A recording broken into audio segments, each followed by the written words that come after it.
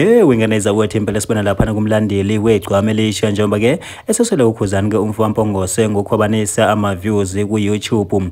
Bafowethu impela yena ke lo mlandeli ke ukhale ngokuthi ke uthathe i-screenshot lapho khona ke ama-views kakhuzani ke impela ke ebengafikile nakwi-500,000 kodwa nje ngamahora nje ambalwa ke esihlanganisa ke imiliyoni. Bafowethu impela ke bese wangena kuyona ke i-YouTube channel yakhe ke ukhuzani ke umfowamphongose wathi cha impela ke ngazi ukuthi i-traffic yakhona ke isuka phana ke India. Wathi hayi yebona lana ke kusetshenziswe ke i-link ke eyafika naye ke uSminofu yokuthi engawona ke ama-views bafowethu impela asazi futhi ke thina ke asazi lokho ngempela kodwa ke mina ngembuzo sithi MTV bafowethu ngithi ngisha ke nginishiyele yona ke lenkulumo yalomjida naningenezwele.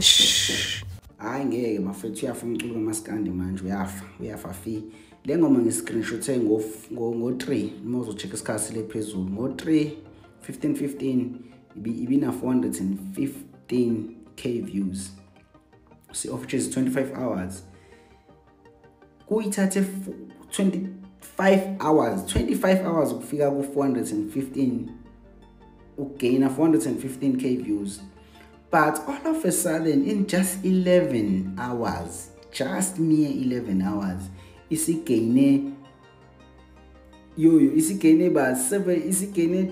over 300,000 views, over 360,000 views. Nah, impossible. Kade lo mjida waqala ukuyenza lento, kade wayiqala.